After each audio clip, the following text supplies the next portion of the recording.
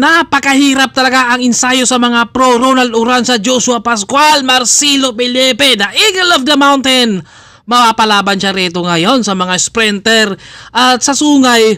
Talagang climber talaga ang mag-i-enjoy rito. Pero may mga sprinter rin naman na talagang kayang tumiis at talagang makakausad yan dito kagaya ni Uranza at Marcelo. Kayang-kaya nila yan rito sa may sungay. Pero iba talaga kapag tunay ka na climber din. At si Uranza dito medyo nakakaramdam na rin siya ng tama rito sa likuran dahil gusto niyang bumigay.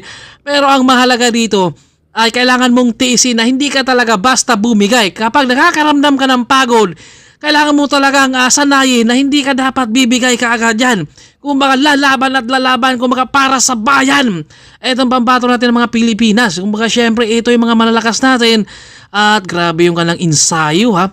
Kung baka hindi biro yan, ang tanging mga professional lang talaga ang kayang gumawa yan. Pero si Uranza dito, nakakaramdam na rin talaga siya ng pagod dito dahil sa kanilang pang-apat na ahon dito sa sungay. Talagang nagrogi dito si Uranza.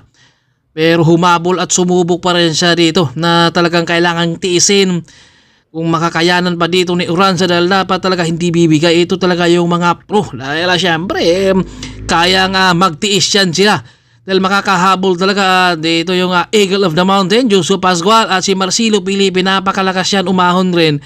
Pero kapag napapakalas nyo yan si Marcelo sa ahon, asahan nyo naman sa lusong ay aabutan kayo nyan dahil napakagaling yan sa lusungan din dahil may mga technique din yan sa downhill. At si Uranza dito sumubok ka sana siyang humabol pero talagang bumitaw rin siya. Hindi niya nakayanan talaga yung kanilang maintain rin. Ito umaangat na dito si Marcelo Felipe at Joshua Pascual. Nakaupo lang siya dito. Kumbaga syempre mataas na yung kumpiyansa ni Joshua Pascual dahil yan yung ating Eagle of the Mountains, the Tour of Luzon. Kaya alam na niya at hinog na rin talaga ito si Pascual ngayon. Kumbaga nag-matured na yung kanyang sipa na talagang alam na niya kung saan siya dapat babanat. Kaya nga nag-solo break yan sa Tour of Luzon.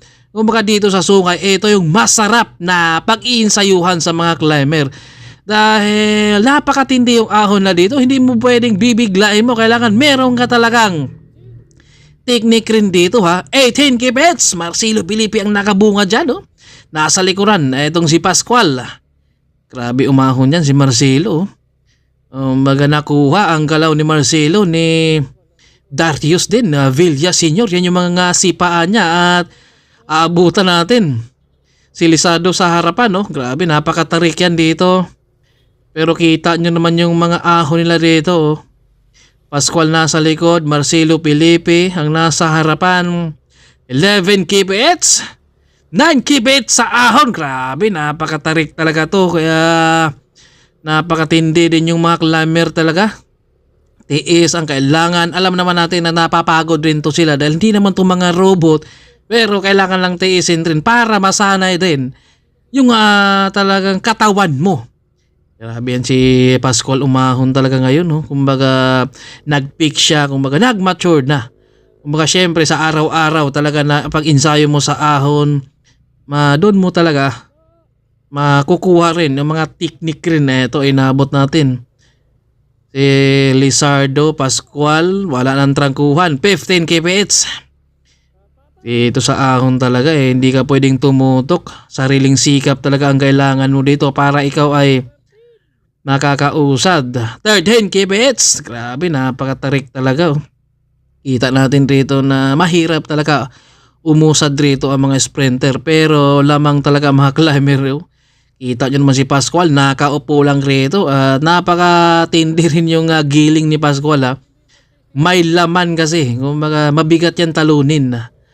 At sumubok pa dito si Marcelo dahil grabe din to magtiis si Marcelo. Kapag bumitaw yan, hahabol din yan dahil matinding tiis din yan. Siyempre, kapag nagkalaban, alam na nila kung ano yung mga technique rin at saka sa ruta din. Kailangan meron ka rin mga form ng katawan mo rin, kung saan ka dapat babanat din. Ito, Pascual. Makakarga na naman siya dito. 17 to 18 kph.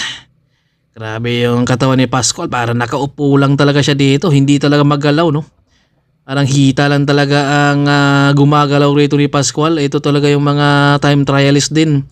Marcelo Felipe, sinubukan pa niya itong humabol rin dito. Dito kay Pascual, napakatindi rin yan talaga. Magtiis rin pero unti-unti na rin siyang bumibitaw rito kay Joshua Pascual.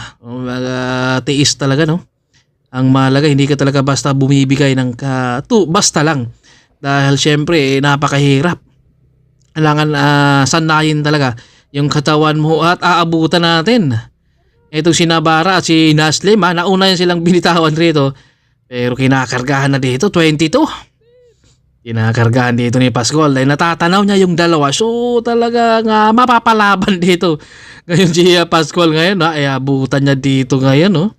Ang tarik niyan pero talagang ginamitan ni Pascual ng kakaibang technique rito. Kinain sa kaliwa, tumapat, inabot silang Navarra at si Naslim dito ngayon at si Pascual nakaagwat na pero Navarra dito humahabol pa at saka si Naslim. Grabing tiis talaga ni Pascual, inabot yung dalawa rito sa ahon. Ang ganda nung kanilang ensayo rito pero ang climber talaga